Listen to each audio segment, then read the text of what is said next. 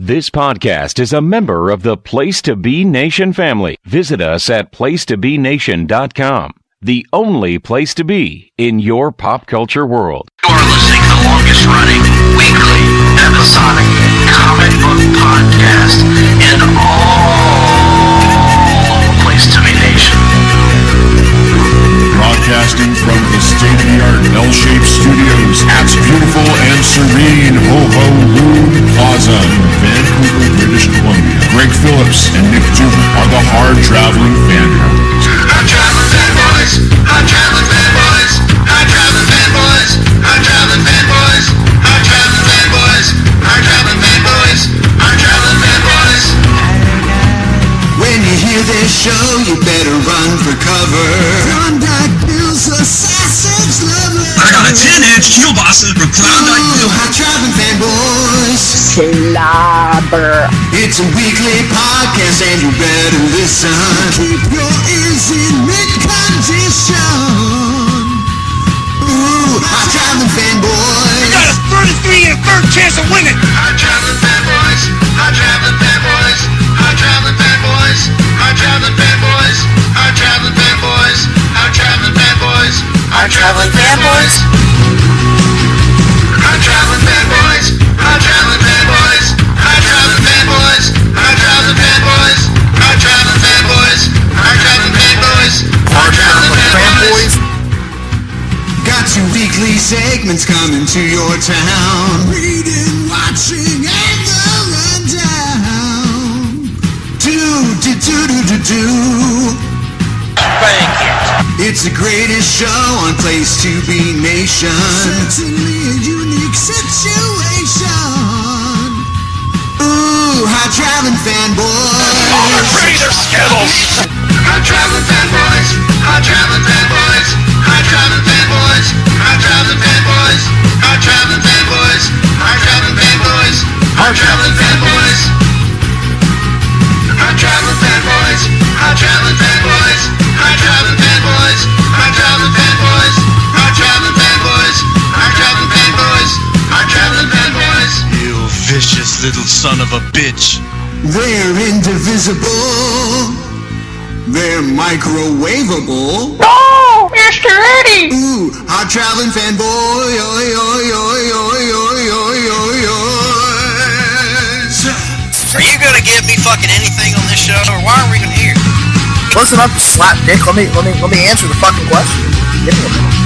Well, Klondike Bill told me that if he ever came across a woman who was extremely clean and well kept, he would tell her to put on a pair of sweatpants and a sweatshirt, go take a 2-mile jog, and then come back and see him when she was done. I believe it was quite sudden and painful. Hard-Traveling Fanboys, Hard-Traveling Fanboys, Hard-Traveling Fanboys, Hard-Traveling Fanboys, Hard-Traveling Fanboys, Hard-Traveling Fanboys, Hard-Traveling Fanboys, Hard-Traveling Fanboys, Hard-Traveling Fanboys, Hard-Traveling Fanboys, Hard-Traveling Fanboys, Hard-Traveling Fanboys, Hard-Traveling Fanboys, Hard-Traveling Fanboys.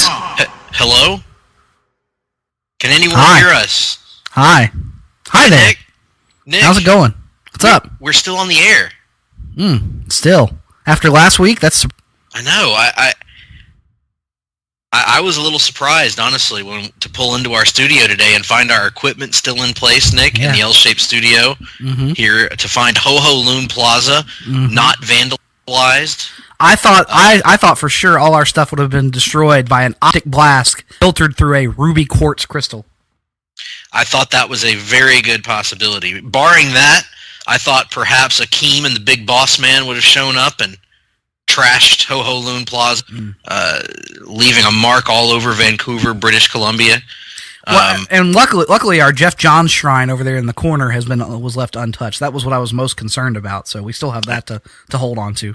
Absolutely, the members of the Weber family have left us alone. The manager has, with the exception of one Easter egg found in our last podcast, has allowed us to continue existing. So despite the controversy of last week's episode, which I don't know about you, Nick, but I can't remember a more controversial episode, one that's gotten more feedback. We came after a sacred cow, it seems, for many. Indeed, but yet we are still here. We're alive. Nick, you have suffered from ailments over the last few days, including traveler's diarrhea, as I understand it. Wait. I just wanted to say traveler's diarrhea. That has not been a problem, but you know, Flu-like symptoms. Flu-like symptoms is a good way to describe it. Not been a great couple of days here.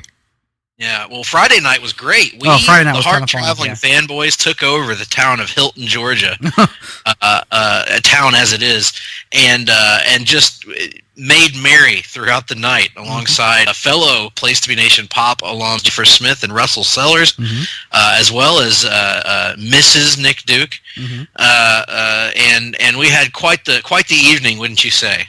We did. You know, there were a lot of karaoke stylings involved, not the least of which is probably the best version of Born to Run you will ever hear. On this or any other planet. And then some late night shenanigans as well that featured golf cart joyrides and whatnot. So countdown begins, Greg, to Redneck Karaoke Invitational 2019. Absolutely, we're gonna set it up. We're gonna have RKI prom. Which is not to be confused with RKO prom. I was like, RKI is kind of RKI prom. You know, if there's music and stuff, there's not really a wrestling event, so I guess those are one and the same in our case. We could definitely get Jenny back with RKO prom, though. Yeah, we probably could. I would advise her to leave her purse at home if she were to attend such a thing. Nonetheless, that notwithstanding, we had a great time. We will do it again in the future and report all of our shenanigans, or most of our shenanigans, back to you, our adoring public.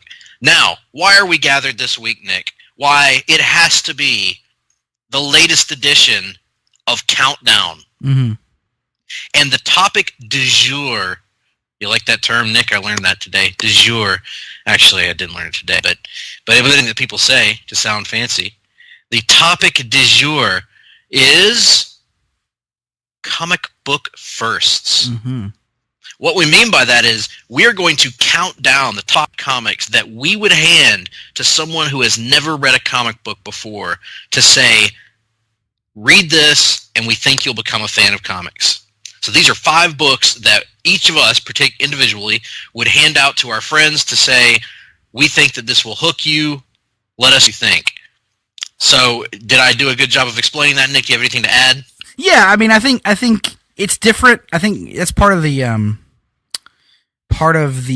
appeal of this topic is I think I probably took it in a little bit different direction. Is it not necessarily this will make you a fan of comics and just fans of these characters, perhaps, but either way, you know, it's all good. It'll all come out in the wash, as it were. And before we get started, I have an honorable mention out there. And I know this is breaking from our accepted protocol and etiquette, Nick, but I have to throw an honorable mention out because this is a book that I didn't include on my list, and I just now realized that I left it off because it does involve some of Batman's history. But it's a book that I have used to hook not one but 2 people into the world of DC Comics. And that is a little book called Batman Hush by Jeff Loeb and Jim Lee. I didn't include it in my list, but I wanted to give it a shout out because whatever it is the book that brought me back to comics after not reading for 5 years and put me back on the journey that led to the Hard-Traveling Fanboys, this beautiful friendship that we have between the Hard-Traveling Fanboys, and so many other friendships that we have. So I owe a lot of that to Jeff Loeb and Lee, and just wanted to give them a little bit of a shout out. Absolutely. That one was not on my list either, just because of, I think it requires a little bit of knowledge, you know, a little bit of backstory and contextual ending, but a good call on your part.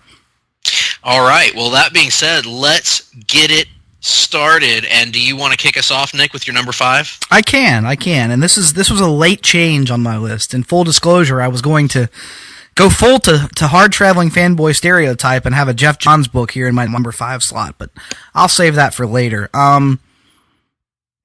You can go a lot of different ways with this topic, as I said earlier. You could go, you know, trying to hook you on characters, but if we're going to take it your direction, Greg, and talk about books that would hook you to the medium, it's hard to make one of these lists, I think, without including something by Alan Moore, who is one of the greatest writers of all time. Now, most people would say obviously Watchmen would be the selection here, and I disagree. I don't think Watchmen is the book you put into the hands of a new reader. Completely agreed. It's Watchmen is something that kind of relies upon at least a basic understanding of superhero stories and how they work to kind of understand the full context of what Alan Moore is doing. So I'm going to go with an Alan Moore that I've always held in a much higher regard than most do. So I'm going to say V for Vendetta. That's what I'm going to go with from Alan Moore and David Lloyd. And this is a story that originally played out in a serialized format in the short-lived UK anthology Warrior. It was published in black and white, but eventually has been colorized and was adapted into a film, as we all know, with Natalie Portman and Hugo Weaving. But this is a great example of how comics can have, even though they're most known for superheroes or Archie or whatnot that are just these decades-long ongoing stories. This is an example of how comics can be used to tell one story and give it a beginning, a middle, and an ending. And that's what this has. It has outstanding art. It has writing that takes a look at 1980s culture and has a lot to say about where society was headed. It's violent, it's disturbing, and it's not all that unrealistic. Everything about it really is just outstanding. It's expert work from Alan Moore. So if I'm going to recommend a work from Alan Moore to put in the hands of somebody who's never picked up anything before, V for Vendetta, I think, is the one that's most accessible and most relatable for a new reader. Great. That's an awesome choice that didn't cross my mind, but good call to have an Alan Moore book on here, and this one with him and David Lloyd. We reviewed this in one of our earliest long book hunters, and it really impressed me. It blew me away, in fact, and is one of those books that should be read and revisited because it is very dense, but it's also, for someone who is coming from the world of traditional novels and breaking into comic books, I think it's an awesome bridge to that. A lot of the same themes, the same approach to storytelling, and the same level of density that you might expect from a great novel. So, great choice at number 5, Nick. And you mentioned a moment ago not wanting to play into hard-traveling fanboy stereotypes. I just went full with stereotypes for my list because I think that there's no writer in mainstream superhero comics who is better at introducing concepts to a new audience than Jeff Johns. So kicking off my list at number 5, I have Aquaman: The Trench by Jeff Johns and Ivan Rice. This, of course, is the kickoff of the Aquaman New 52 series, and it is a crash course in why everything you think you know about Aquaman from hearing him mentioned in pop culture is wrong. So all the jokes that you might have heard on Entourage, all the jokes you might have heard on wrestling or over the years, this is a book that both embraces those jokes and then shows you actually Aquaman is really cool, and here's why. We've talked about this book many times over the years on our show and our columns, but Johns and Rice have a way of recontextualizing Aquaman's world, taking the stuff that doesn't work and cutting it out, and taking the stuff that does work and blowing it up and putting it on steroids.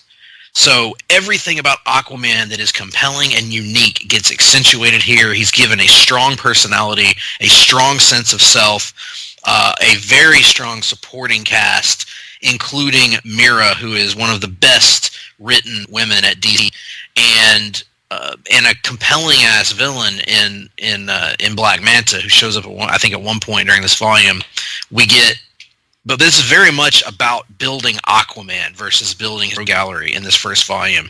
It's establishing him, his setting, his co-workers, his inner turmoil that I think is inherent in a modern superhero, that he must have some sort of inner conflict. And it does all of that in spades with a character that I think, if you're handing a book to someone that's never read a superhero book, it'd be the most unlikely of interesting characters. Absolutely. This was a selection that narrowly missed my list. I considered it as well, but just opted to not include it because I didn't want to be have 4 Jeff Johns entries on the list, which very well could have happened. There were 4 Jeff Johns stories I considered, and only 2 of them wound up making the list. But you're right, Jeff Johns, I would argue as well, is probably the best modern comic writer in terms of making things accessible for new and novice, unlike Kurt Busiek.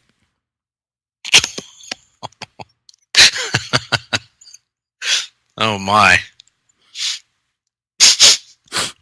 Well, Nick, your number 4 selection. Sorry, my number 4 selection, and this one is one I must admit that is a 100% Homer pick. But if you want to talk about books that you could put into the hands of someone and it would make you understand the core of a single character, and you could say, this sums up everything I love about this character in one volume.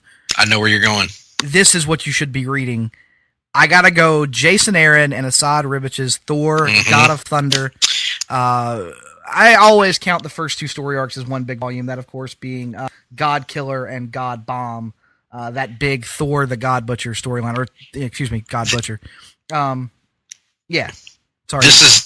This is the book that I just bumped literally right before we went on the air. I bumped this book out of my number 5 spot. What a great pick, Nick. Absolutely. Yeah, so while this isn't necessarily an entry-level look at Thor, it gives you a Thor that is fully realized. It gives you a Thor that is largely unburdened by decades of previous continuity. It's largely starting, a self-contained story, at least initially.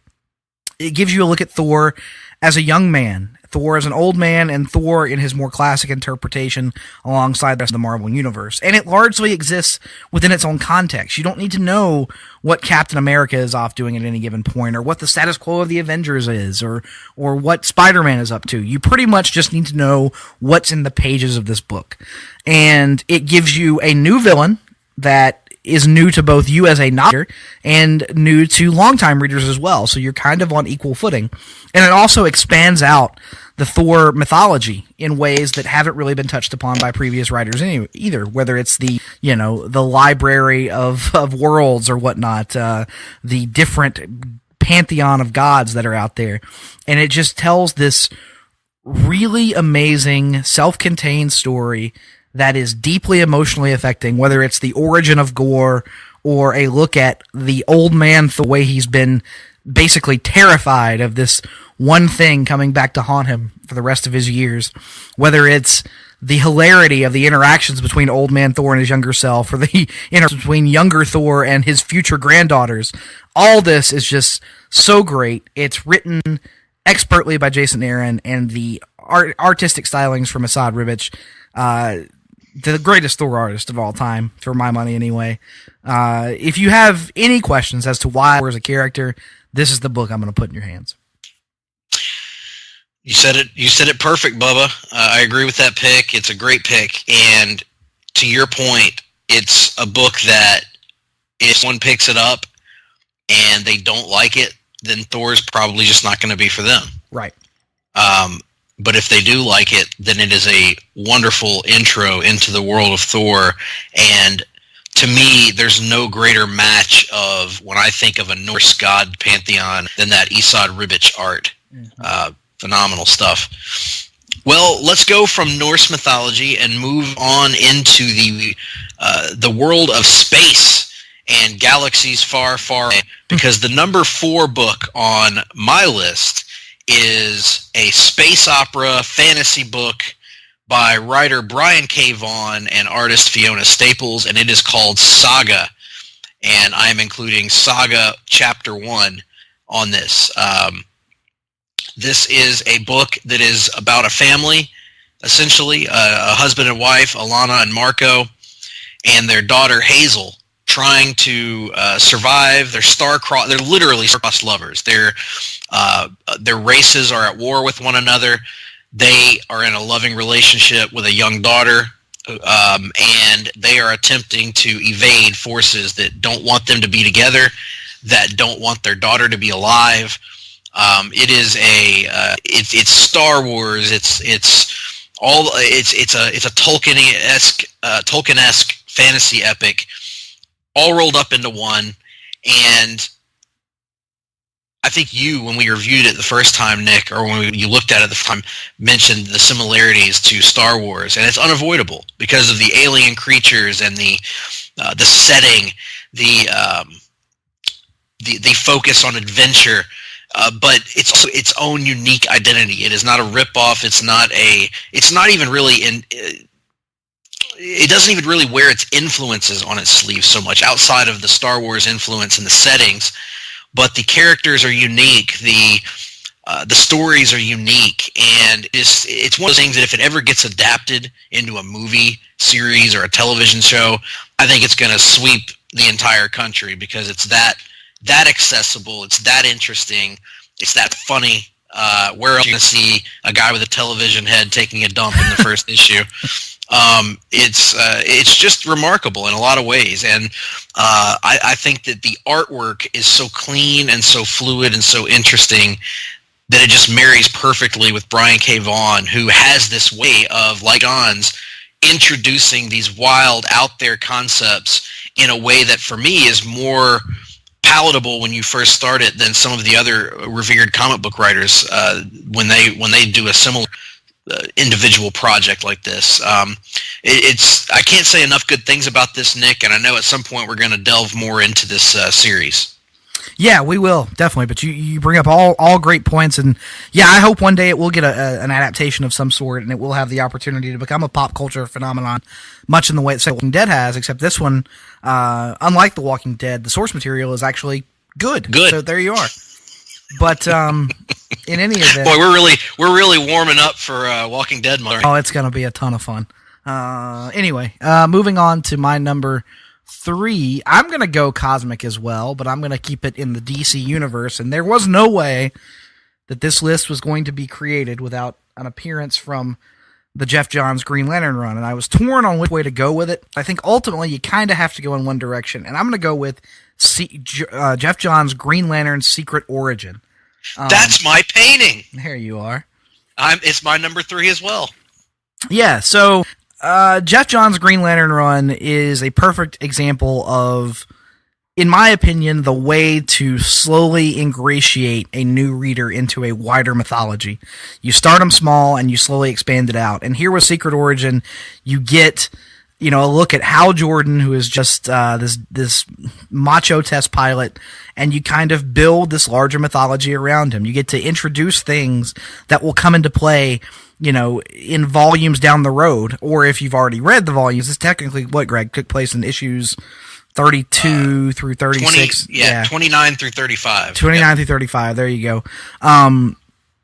So they either will be brought to fruition in story arcs that will come to pass later, or perhaps if you're going back and reading the prior after you read this, everything has a larger meaning, and it's great to have this as a ground level entry point to one of what is, in my opinion anyway, one of the greatest mythologies in all of comics. So yeah, Jeff Johns' Green Lantern run, this is where I would start if you know nothing about Green Lantern.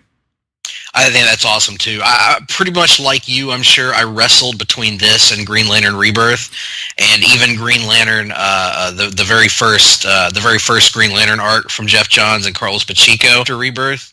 But ultimately, I settled on Secret Origin with the great art by Ivan Rice, which I think is another important selling point for this book. Ivan Rice's pencils are iconic. There's no other way to describe it. He draws in that traditional Jim Lee style of superheroes. They're muscular. They're not behemoths, but they are muscular. They're gritty. They're traditional, powerful superheroes, and he can also draw some really weird alien creatures, some people that have smaller statures. He does a great job with his variety. He's one of the best artists working in comics, and he is perfect Green Lantern artist alongside Jeff Johns. To your point, Nick, in this we meet Hal Jordan, we meet Carol Ferris, we meet Sinestro, Abensur, Atrocitus, Black Hand before he was Black Hand, Medium Hand. We meet several other members of the Corps. The concept of the Green Lantern Corps, indeed, is introduced to us. It ties together things for people that had already been reading the book, and it introduces things for people that are new to the book to go back and read Wanted Jordan and Revenge of the Green Lanterns and all those volumes that came before this one to build towards the epics to come of Blackest Night, Brightest Day, etc. And of course, this was coming right on the heel of Sinestro Corps War. So just a great introduction to Hal Jordan and his universe of characters, what makes Green Lantern compelling, what makes him unique, what makes him tick. And as we mentioned in the Aquaman segment earlier, Johns again introduces the inner conflict that drives Hal Jordan, which is essential to modern superheroes. You have to have some sort of inner conflict that drives you and that causes issues in your life and obstacles in your path. So he does that very well with Hal here. So, yeah, great selection, Nick. So great, I had to make it myself. Mm-hmm. And then moving on to my number 2 selection, and this is one I already know is going to be on your list. You asked about it earlier in the group chat. It would not be a list of best first comics without an appearance from perhaps the most iconic best first comic of all time. That, of course, being Batman Year One from legendary writer Frank Miller and less legendary penciler. We're going to go with David Mazzucchelli. This took place in issues 404 through 407 of Batman way back in 1987, and the origin is one that we have all seen or watched or read in so many different forms throughout the years, and yet I would argue nobody has ever really told it better than Frank Miller and David Mazzucchelli did back in these 4 issues. It is simplistic, and yet it is beautiful. It is a book that is able to get you in at the ground level of the character, helps you to understand what makes him tick, and gives him rather simple beginnings. There aren't any supervillains here to fight. He's fighting organized crime. He's fighting a corrupt establishment. He is not at all the Bat God of Grant Morrison. He's a man, and he is here. He's not a bat, he's a man. He's not a bat, he's a man, damn it. And he is taking on insurmountable odds, seemingly, and through sheer force of will, coming out on the other side. But it's not just Batman that we're introduced here. We get great looks at Alfred Pennyworth. We get great looks at a younger version of Jim Gordon. And we kind of get a sense of what the entire world of Gotham City is all about. So, for me, if you're going to try and become a Batman fan, at least in the comic interpretation, you got to start here with Batman Year One. Totally agreed, Nick. Of course, that'll be the last time that book will appear on either of our lists. Of course. Well, I'm going to move on to a book that poses a very fascinating philosophical question. What would the world be like without men in it? I think there's probably, given recent events, a strong argument that it would be much better. Nonetheless, this is the question that's tackled by Brian K. Vaughan, another writer that has already appeared on my list, and artist Pia Guerra in their 2002 through 2008 series, Why the Last Men. And this is another story that is being adapted as we speak into television form.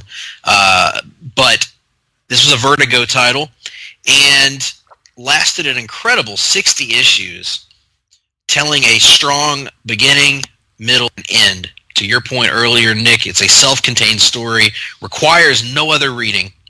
And I burned through 7 volumes of this book in record time for me. I think this is one of the fastest books I've ever torn through.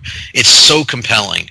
And it centers around a guy and his pet monkey, believe it or not, named Ampersand. And Yorick Brown is the only man left alive after an unknown virus killed every man on the planet. And then we're thrown into turmoil of what happens with the survivors, the women, the families of these men, and who picks up the pieces and keeps the world going, and how does the world keep going in this cataclysmic type event.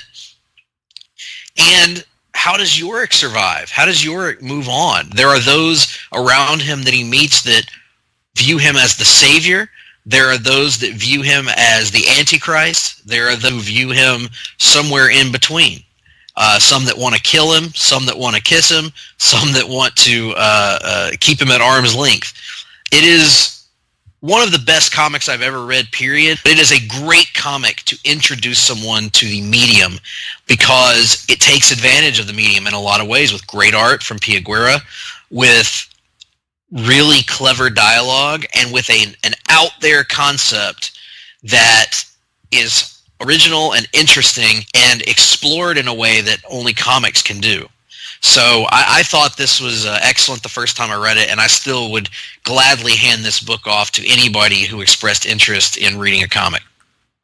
Outstanding. Yeah, I've read this one as well, enjoyed it very much, and honestly drew a complete blank on it, so good on you for including it on your list. But moving on to my number one, and here comes the most anticlimactic number one in possibly any of our countdowns ever, because if I'm going to put any comic in the hands of someone and say, this is a great place to start, this tells you everything you need to know about this character, it requires no prior knowledge, I'm going to give them the book that I got started on. And that, of course, is the first hardcover edition of Ultimate Spider-Man by Brian Michael Bendis and Mark Bagley, issues 1 through 13, I believe, collected together in one hardcover, and it's outstanding. As a matter of fact, I just recently reread those issues after completing Spider-Man, the video game for PlayStation 4.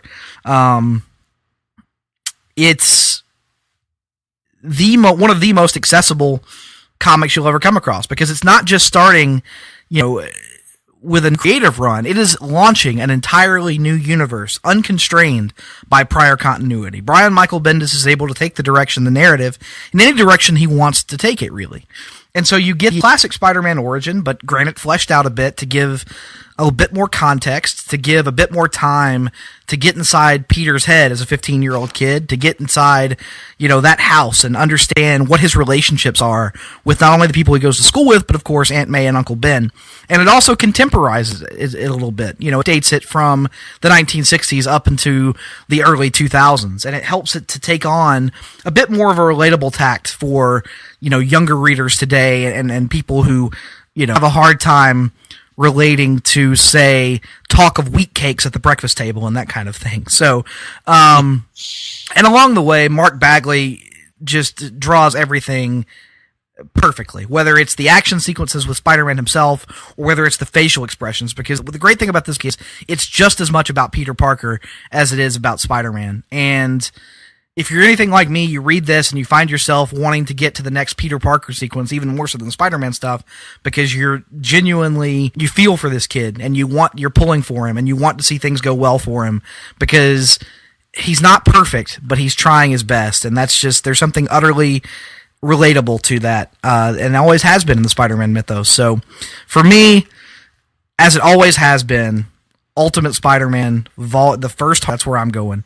I believe that's even the one I made you read all those years ago, Greg. That's correct. We did. We reviewed it for our column, I believe. Yep, we did. And yeah, this is another good pick here.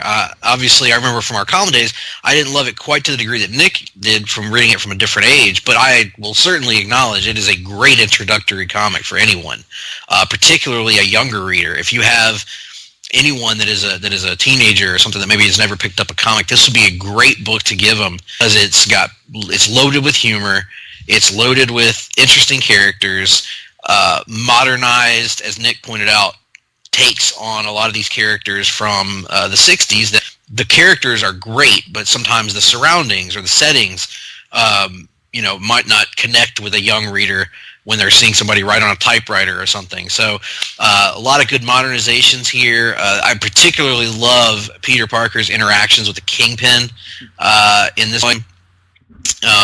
It's rivals anything that's ever been done with Peter and the Kingpin that I've read in the the so-called 616 universe. So yeah, this is a great pick. I can't say anything bad about it, Nick. If you have Ultimate Spider-Man, get it in the hands of a young reader, because it could hook them for life on comics, as it did with Nick. Mm-hmm.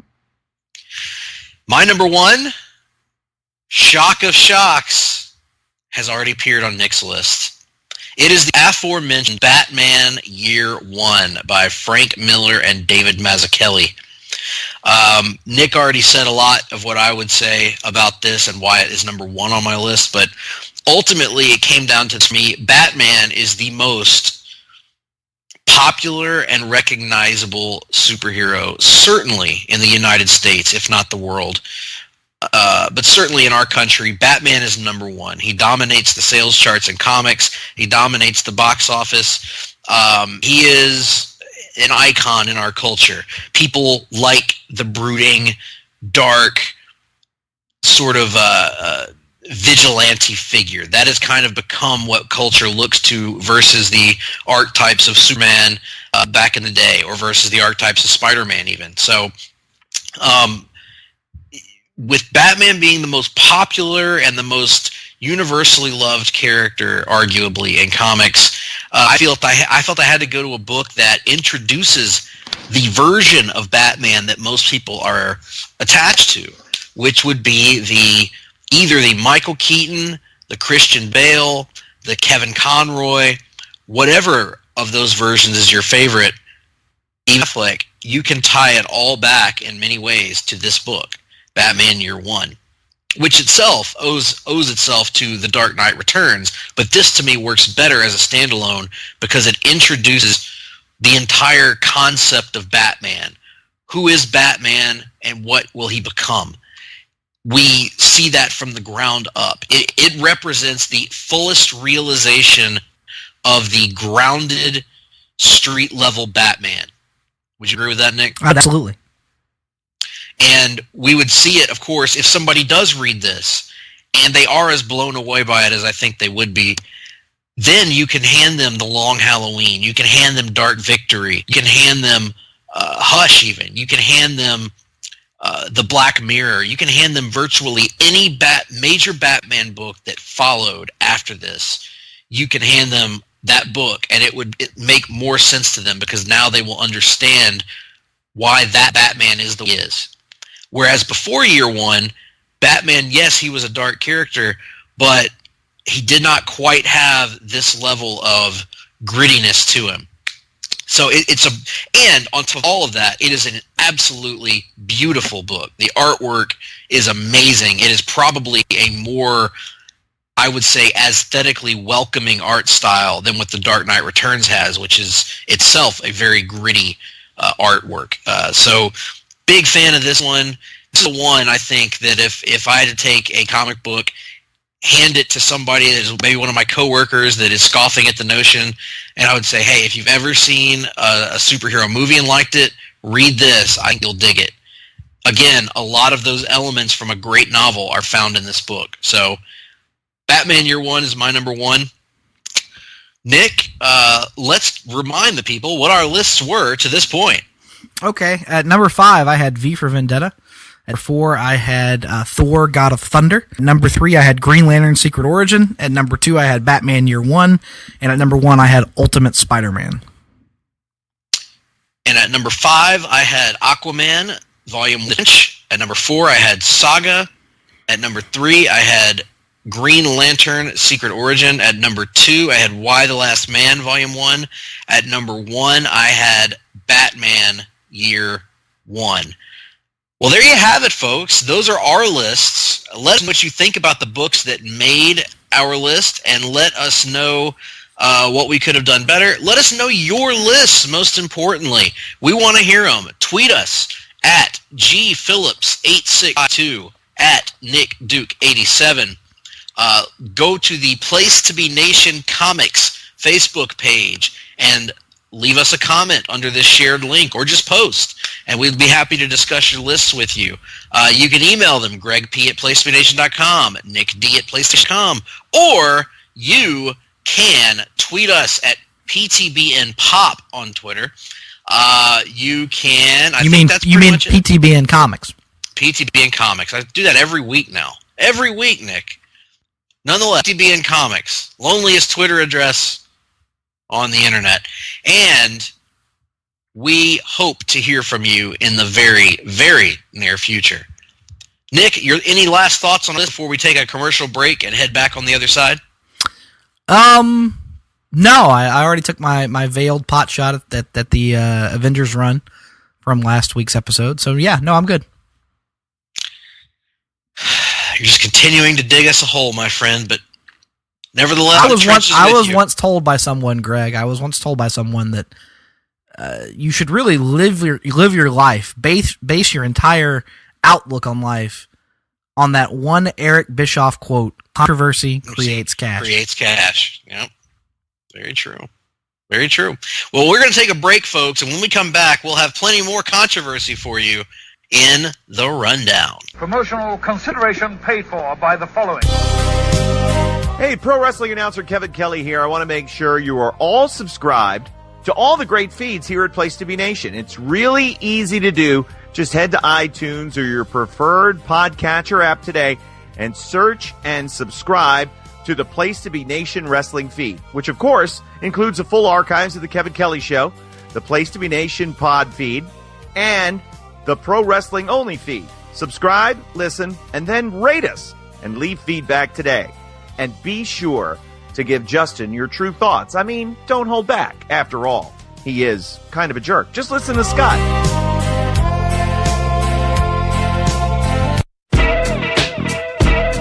Place to Be Nation's JT Rosero and Chad Campbell here. We want to let you know that we have a ton of great podcasts available to you on iTunes, Stitcher, Google Play, and PlaceToBeNation.com. We offer them to you on two great feeds. On the Place to Be Nation wrestling feed, we bring you the Mothership, the Place to Be podcast, along with Main Event, Survey Says, the Monday Night Wars, and our monthly pay-per-view reaction show, as well as Jeff Learns Wrestling.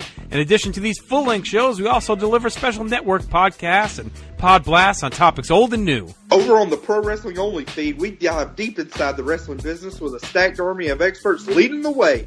The feed features potpourri shows such as This Week in Wrestling, Greetings from Allentown, Match of the Week podcast, and the Military Industrial Suplex. We also have shows that focus intently on certain topics like Through the Years, Worldcast, Strong Style History, Strong Style Story, and Mount Olympus. Plus, the feed has the full archives of legendary shows like Titans of Wrestling, Where the Big Boys Play, Letters from Center Stage, and Letters from Kayfabe, plus much more.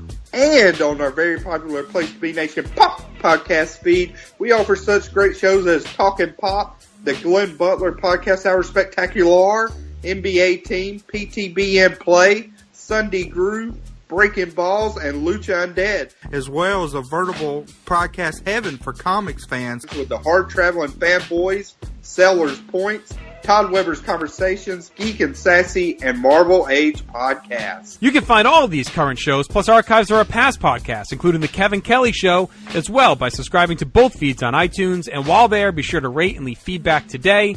All these shows, plus others, available at PlaceStation.com, where we cover pro wrestling, sports, movies, comics, plus in-depth stretch projects and more. Be sure to support our site by using PlaceStation.com/Amazon when doing your online shopping, and download our free PTB Vintage Vault Refresh ebooks via the links on our site. We also want to thank our friends at Boneheads Wing Bar in West Warwick, Rhode Island, and Fall River, Massachusetts, and thehistoryofwrestling.com. Be sure to follow us on Facebook, Twitter, Instagram, and Tumblr as well. PlaceToBeNation.com, the only place to be in your pop culture world.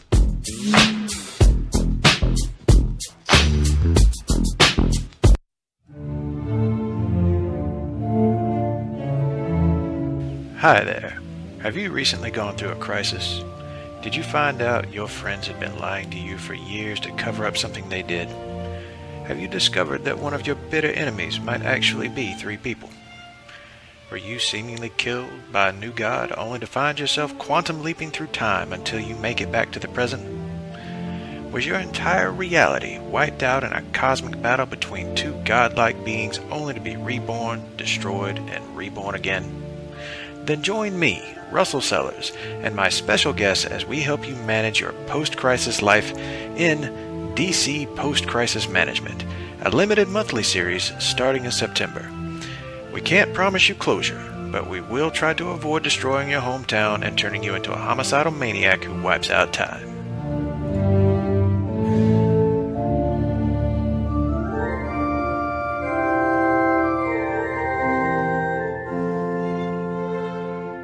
We're back from the other side of the break.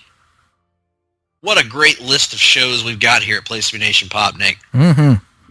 Absolutely. Would encourage all of you to go check out the brand new podcast by Russell Sellers with his guest Todd Weber, as they are addressing Crisis on Infinite Earth as part of DC post-crisis management. And looking forward to that one. Go check that out. And also go to check out brand new episodes of Geek and Sassy. We've got a new Talkin' Pop coming soon. I was on Freak Out Drive-In recently. Freak out! Highly recommended. We just got a veritable heaven of podcasts to check out here, so be sure and do that. Now, I can't think of any other thing that I'd rather do right now, Nick, than talk about the news and notes of the comic world. What about you? That sounds awesome. Let's do that.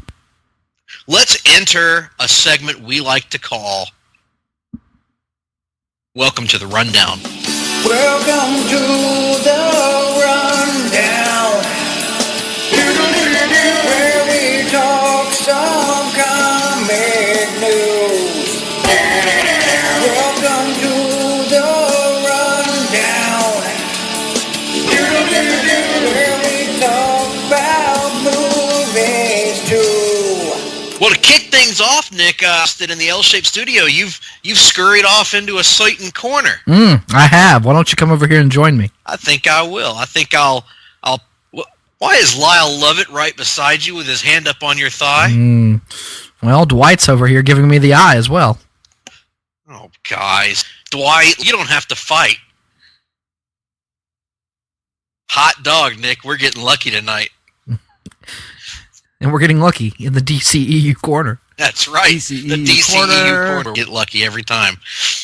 And this month's luck, or this week's luck rather, comes in that Birds of Prey, a movie that neither Nick nor I is actually convinced will happen, continues to develop. And now they have cast their Black Canary and their Huntress. Mm-hmm. And those individuals, of course, are the well-known, established actors Mary Elizabeth Winstead, who will be playing the Huntress, which a former mafia princess who was devastated at a young age when her family was killed in a mob hit, turning her into a vigilante. And Journey Smollett Bell has been cast as Black Canary. Or as former Troy Ed Hedden would say, Black Canary. So it looks like this movie is moving forward a little bit, Nick. Yeah, it certainly appears that way. And I think even the report was this recently that they're targeting an early 2020 release date for it as well. So seemingly they're moving forward aggressively with it, but I'm still somewhat skeptical about the entire thing. I'm skeptical about everything involving DC at this point. Absolutely. Our DCEU corner, the drywall is starting to rot out. There's a lot of questions about it. I will say, I'm a pretty big fan of this Black Canary casting. Why that is? She has the look of a Black Canary. Does she now? Type person. Does not she not a literal Black Canary, but the character Black Canary. So, I like it. I'm willing to let it play out and see where it goes. I bet you are. I would thank you for not near me though while you're letting it play out. You're trying to ascribe some sort of naughtiness to it.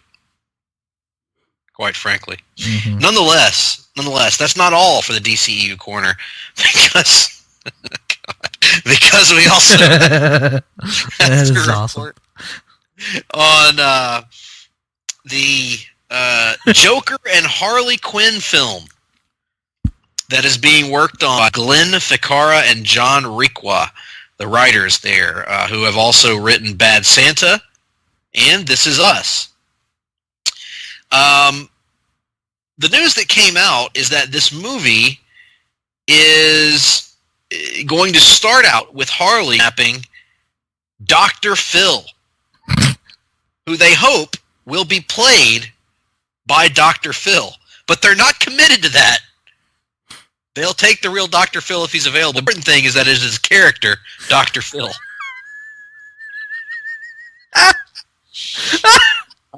I think this news has broken Nick. Continue. This is a relationship movie, but with the sensibility of Bad Santa, effed up, mentally deranged people, according to one of the writers. The writer also said, I don't know where it is on the queue of DC movies. Let's hope not. We're going to hope with not. Oh, come on, Nick. Give us your unfiltered thoughts on what I just read to you. This sounds like one of the most fucking ridiculous things I've ever heard. And I love Bad Santa. Greg, you know my noted love of the film. You know how high the esteem in which I hold it. I watch it every year around the holidays. I think it's a more cynical look at the Christmas spirit and whatnot, and I very much enjoy it. But these guys haven't really done anything since I've enjoyed. And the whole Dr. Phil thing just sounds ridiculous. And also, casting the Joker and Harley Quinn in a, quote, relationship movie kind of misses the entire point. The entire point is that they shouldn't be in a relationship because he's abusive as fuck. Like, what exactly are you trying to characters? I couldn't tell you, Nick. I couldn't tell you. But the important thing is we might get more of Jared Leto's Joker. Oh, God. I don't actually think, I honestly don't think this happens, though. I mean, Margot Robbie's already doing one Harley-focused movie with Birds of Prey. I have a hard time seeing them coming back with another one so quickly after. Now, come on, Nick. Admit it. We need to give Leto a chance to riff out his portrayal of the Joker. Nope. No, we don't. Okay, fair enough. One thing that did flesh its way out is Batman's penis. Let me explain. This past week, a controversy arose. I suppose you'd call it a controversy, Nick. In the first issue of Brian Azzarello and Lee Bermejo's Batman Damned. Well, in that first issue, print issue at least, Batman, Bruce Wayne, at one point is walking in the nude, and Lee Bermejo drew a shadowy, penis, a penis, a bat dick, yes, if you will, not Dick Bats, which is totally different. We've talked about here on the show. This is a bat dick, or a Bat Grayson.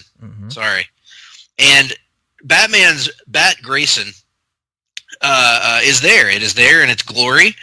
And horror, apparently, if you're the pearl-clutching type. And many expressed their disgust, I suppose, at this, or their disappointment, rather. I don't know what they expressed, but whatever happened, DC has launched their usual, I guess, editorial standpoint on this, that they have blacked out the scene in the digital edition, and that future reprints will have the scene blacked out, well, the penis rather, not the entire scene, because, quote, it was not additive to the story. Now, I actually, in all joking aside, I actually have an issue with this from a marketing perspective, because it's DC. They can censor their own books however they want to. That's not an issue. It's their content. It's not being censored by the government. But at the same time, isn't the entire point of Black Label that it is supposed to be, quote, mature, adult-oriented comics? Is that not? I thought that was the intent. If there had been, let's say, Catwoman's boobs in this issue, do you think that DC would have taken the same steps? No. Nope. And in fact, Black Label, which is in some ways the inheritor of the legacy of Vertigo, if you go back and read Vertigo comics, go read Preacher, go read almost anything by Alan Moore from pre-Vertigo days, go read Green Arrow under Mike Grell, you're going to see a lot of, a certain someone that I talked to this week would say, big old titties. So why, in one scene, in an unimportant moment, is it a problem? It's bathed in shadow. Like, you kind of have to look for it to even see. To see a shadowy penis hanging from a nude male figure. How did those tits in prior comics enhance the stories, Nick? Well, they did, because comics are both created and consumed by a predominantly male audience, and so we don't have a problem with that. And yet that means we have a problem with this. No, it's absolutely right. I don't understand the controversy over it, and I don't even understand. Like, it's funny to a certain extent. I don't understand the big deal about it in general. You know what I mean? Like, we knew it was. It's certainly above average. It's a fine size deal. Don't get me wrong. But what I'm saying is, we already knew this was an adult themed book focused at a more niche, older readership. So why are we surprised by it? Why does this matter? Like, why is Batman's penis all that people care about in relation to this book? I couldn't tell you, Nick. Couldn't tell you, because this controversy took over the discussion about this book. But I will say it's also made the first printing very valuable. And so maybe more people are buying this book than they would have without the controversy. So I don't know. But regardless, I have a huge issue with the hypocritical policy of DC to black that out. I thought that was weak and should be revisited. Mm-hmm. Nonetheless, we transfer from that rather silly issue to a very serious one, and that is broke pretty close to publishing time, actually, of this podcast. And that is that longtime Batman artist, Norm Breyfogle, or perhaps Breyfogle. I'm not 100% sure how to pronounce it. I'm going to go with Breyfogle because that's how I always pronounced it when I was a kid. Nonetheless, he passed away at the far too young age of 58, just today as we record this. He is best known for his run on various Batman books alongside writer Alan Grant, so writer John Wagner, and he was he was one of a list of creators, Nick, that the best way I can describe is he was drawing Batman when I was first getting comics, when I was 5, 6, 7 years old, and I didn't really understand how comics were made. I would see these names at the beginning of a comic book, and it would say writer or artist or whoever, but I didn't have a conception of what that meant. I didn't really get it until a few years later, maybe when I was 8, 9, I started to understand, okay, the writer does the words, the artist does the pictures, things of that nature. But he was one of those guys like Jurgens, like Roger Stern, like Jerry Ordway, Alan Grant, who I mentioned a moment ago as a writer, Jim Aparo, that I would see in these comics, and I didn't know who they were. I didn't know what their faces looked like. I didn't know what their role necessarily were behind the scenes, but I knew that they were important, and I knew that they were responsible for getting this content to me that I was enjoying so much as a kid. And Norm was one of those guys. He was a guy that through Batman Shadow of the Bat, which he launched with Alan Grant, through Detective Comics and through Batman, created a litany of long-lasting characters for Batman. And here's just some of the ones that he's created. He was credited with co-creating: Anarchy, Jeremiah Arkham, Victor Zsasz, Amygdala, Ratcatcher, and most famously, the ventriloquist and Scarface, who I know have a very special place in your heart, Nick, as Batman villains. And, you know, he also helped launch Malibu's flagship character, Prime.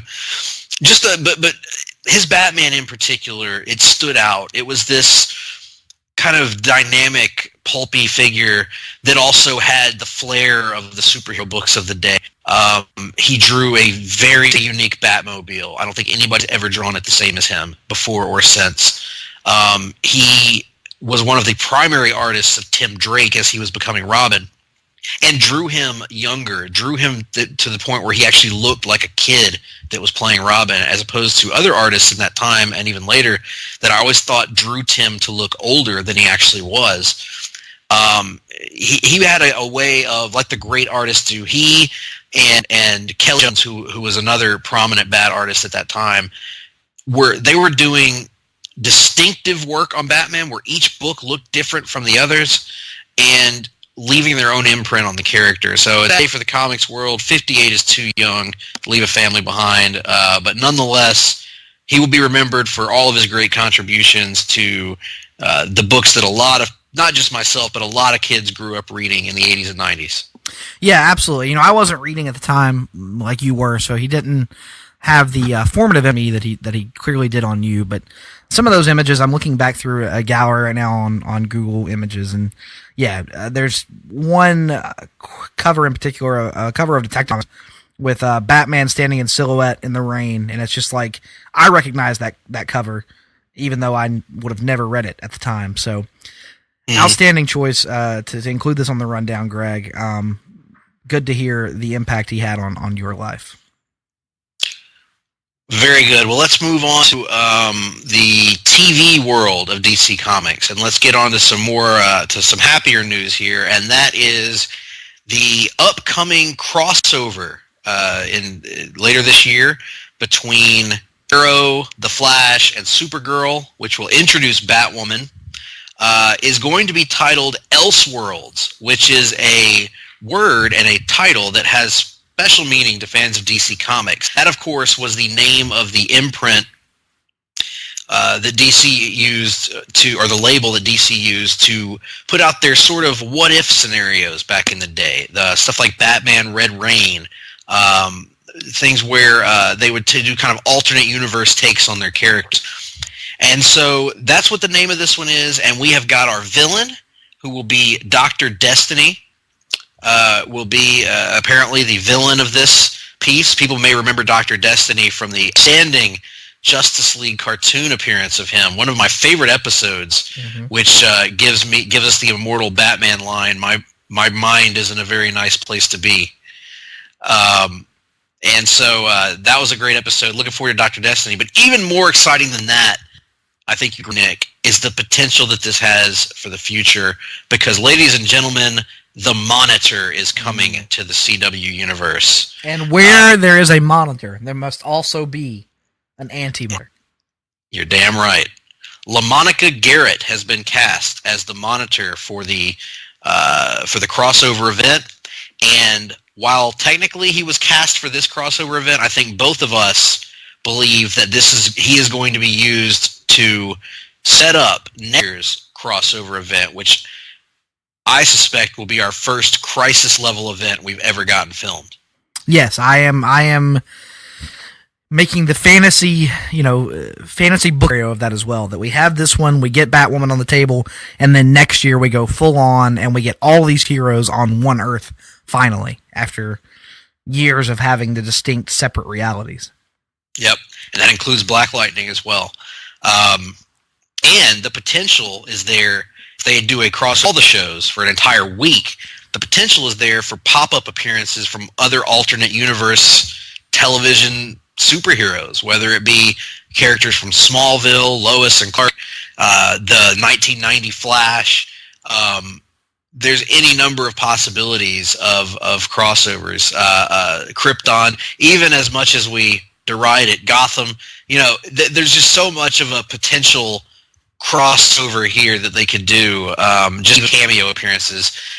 It's very exciting for what it could mean for the future. Not to take the attention away from this year's crossover, but I think just the idea of this is for DC fans kind of what it was like for the Marvel fans when we were building towards the Avengers movie. So pretty exciting stuff here. Absolutely. Can't wait to see where this goes in the future, and I hope we're not artificially raising our own hopes. Yeah, but after so many years, Nick, we do get into a pattern of raising our hopes, and sometimes that leads to us being crushingly disappointed. With increasing frequency, that has happened in the world of The Walking Dead.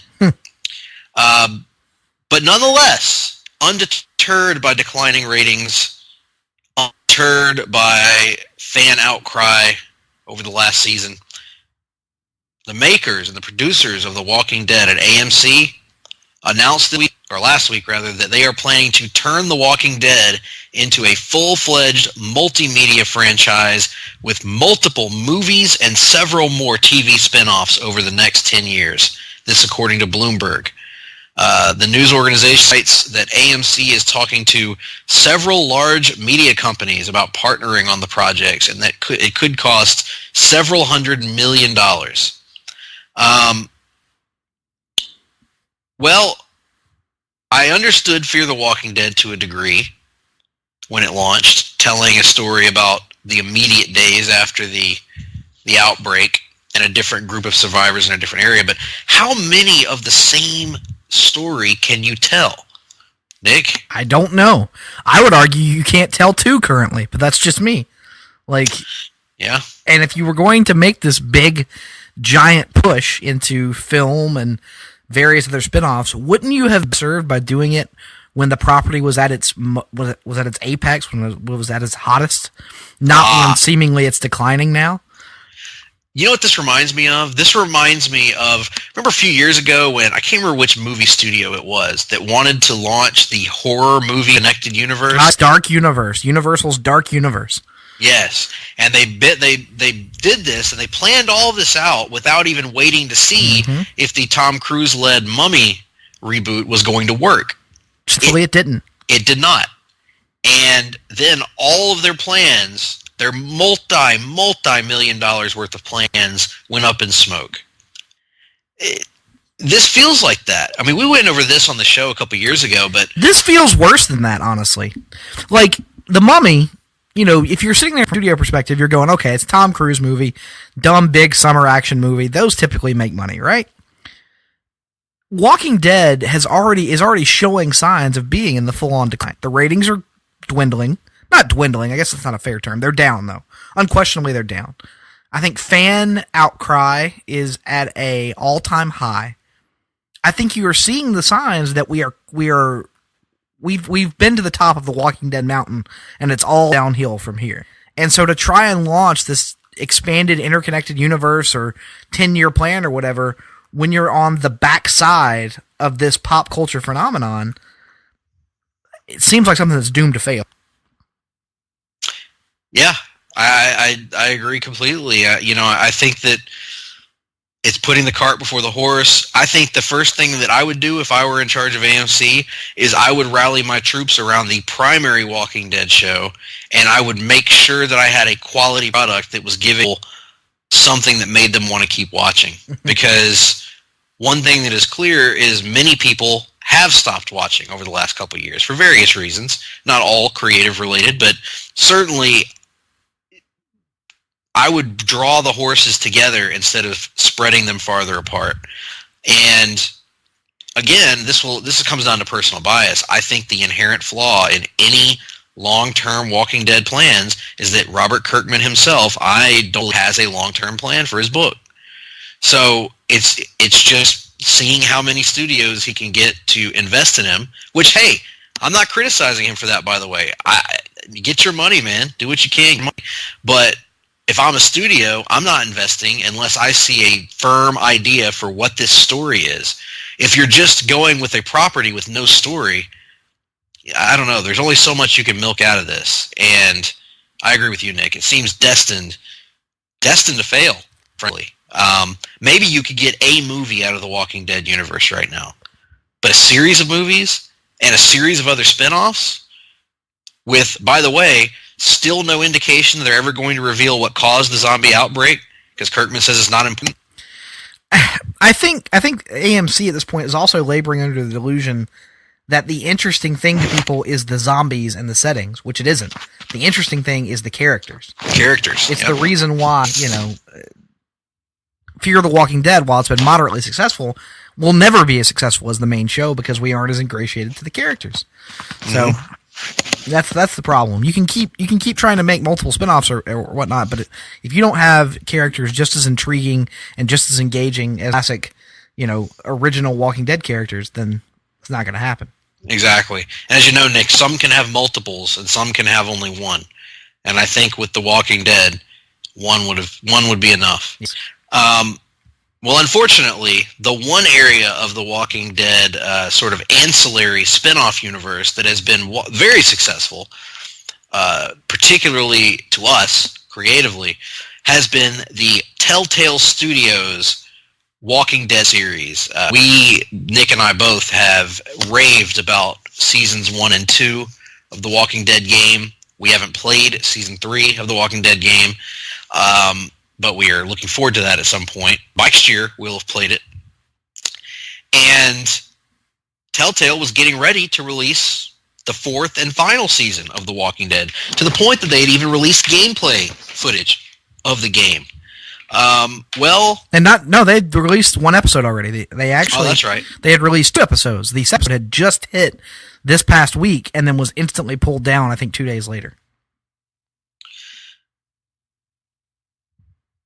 And so, ultimately, the big news of the last few days that has thrown water on the fire that people had for this game is that Telltale announced on Friday that it was enacting a majority studio closure.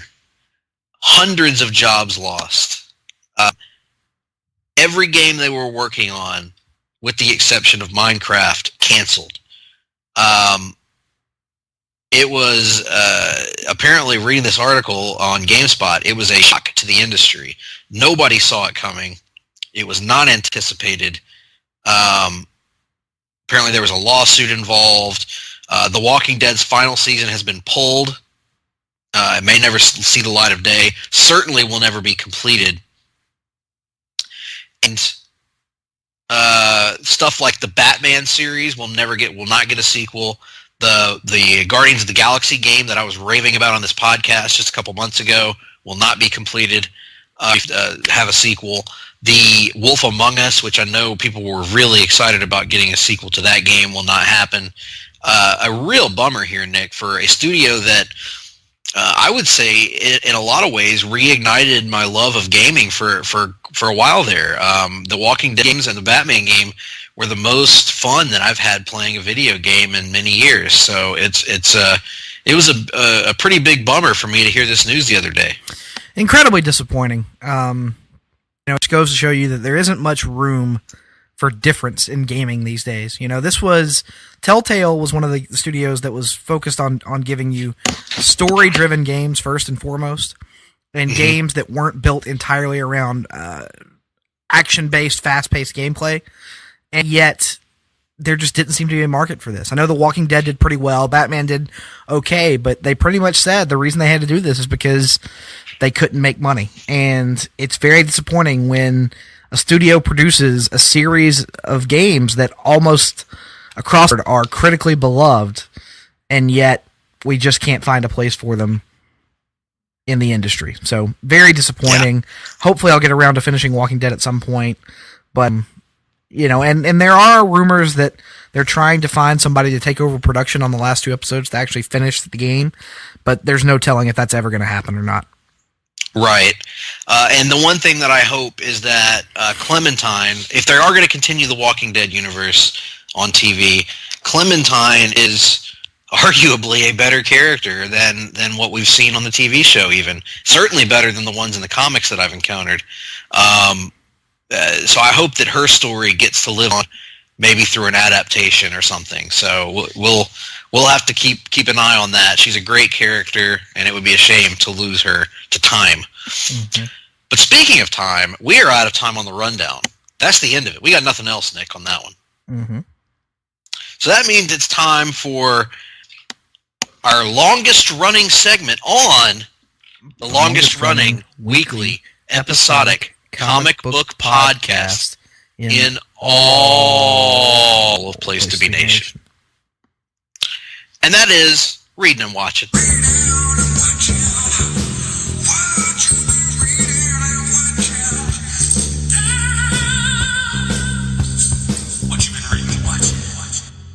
So I actually, for the first time in what feels like an eternity, picked up a physical comic book, turned the pages, and read most of it. Haven't finished it yet. It is the giant-sized Action Comics special, and this came out several months ago. I don't see a month on the cover here. I'm going to assume in April or May. And it's got 3 different stories in it. One by Dan Jurgens, and that is an excellent story about Superman and Lex and their conflict with one another, and Superman encountering a time-traveling man, Lex from the future, who's trying one last time to kill him. And it's a fun story that where Superman expresses some restraint in not revealing to young Lex what has happened. The artwork is pretty good. Will Conrad's the artist here. It's solid art, nothing spectacular, but very solid. Enjoyed it. The second story is by Mark Russell, and the art is, let me see if I can turn the page to this point. The art is by Jill Thompson, who, of course, has designed the ring attire for Daniel Bryan and CM Punk and others. But the artwork is good here. I did not like the story, though. The premise was fine. It's a Lex story. The problem is I thought the dialogue was real bad. It takes place at the White House Correspondents' Dinner, and so Clark and Lois are put in the position of telling jokes. And neither of them are good at telling jokes. The problem is the audience is scripted here to laugh at all of the jokes, including the Justice League, who are in attendance and laughing at all the jokes. And that's an issue when they're not funny. So, didn't enjoy this one very much, this particular story. And then the last part of the story I haven't read yet. That is by Max Landis and Francis Manipul. It looks gorgeous, but I haven't got into that one yet. So I just wanted to give an update. I am in the process of reading a physical comic book, Nick. Stop the presses. Wow. Yeah, and for me, I didn't really read anything other than I reread a bunch of Ultimate Spider-Man that I've already talked about tons of times in our columns and on this podcast, so no need to litigate that event. No need to tread over that ground. And then watching. What you been watching, Nick? Nothing. Same. I was thinking, right? Thinking. I got nothing. I haven't watched a damn thing. Playing? Finished it. Talked about it last week. Yep. Anything else playing? No? Nope. Yeah, I got nothing then. So we're done. That's it.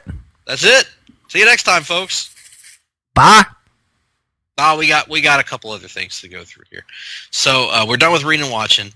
But I did notice, Nick, that I looked up at the clock and, by God, wouldn't you know it, a minute on the clock. It's time for the Wrestling Minute.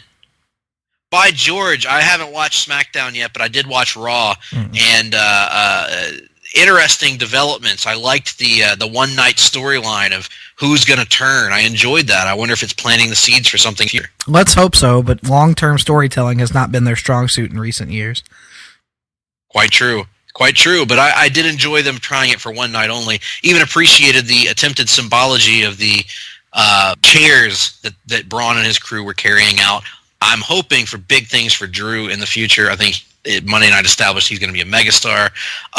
New Japan show coming up this weekend, Nick. Is that this weekend? My God. This weekend, this Sunday, Omega and Okada on opposite sides of a tag match in the main event. Gonna have to check that out. Yes. I am woefully behind on New Japan, but what else is new? What else is new indeed? And other than that, just enjoying the shows, folks. Shawn Michaels' impending in-ring return? Yes, Shawn Michaels allegedly to team with Triple H against the Brothers of Destruction. Hashtag Cameron's everything. And then allegedly, if you believe the rumors du jour, to have a singles match against The Undertaker Survivor Series. Would be something, Nick. It would be something. Well, that's been the Wrestling Minute. With that said, next week we are going to be kicking off Walking Dead month. How we're going to be kicking it off, we haven't decided yet. We're going to decide that at another time. I have not conversed with Hogan. I did talk to The Rock backstage, and he said we're going to get to Walking Dead month, and we're going to give you content in Walking Dead month, and you're just going to have to wait and see what it is. It's today. Got a commitment to join us for our annual guest star, Jennifer Smith. Mm-hmm. And I know I could tell from the tone of her voice and her conversation earlier, she's just as excited about one month as everyone else is this year, Nick. Mm-hmm. Yes, we're all so excited to be continuing this fine October tradition. Indeed. Now, Nick, you had mentioned to me in somewhat of a stupor the other day that you had another segment planned for our show, and I would like to ask now what that segment is. What? You don't remember this happening? No. Well, you were in a stupor, as I mentioned. You said, I got a new segment for HTF coming soon. You're just going to have to wait for it. And I said, come on, tell me what it is. And you said, no, you're just going to have to wait for it. Listen. Don't lend any credence to what that man said. That man has nothing to do with this. Oh, very good. Well, in that case, folks, we are going to wrap things up. Nick's been feeling under the weather. Yes. We're going to wrap up and hope that you stay tuned next week and you haven't gotten tired of our crappy takes on things. We will be back next week with a brand new episode to kick off Walking Dead month, to get us in the spirit of Halloween season and the return of Rick Grimes and his crew. So we'll catch you then. Thank you.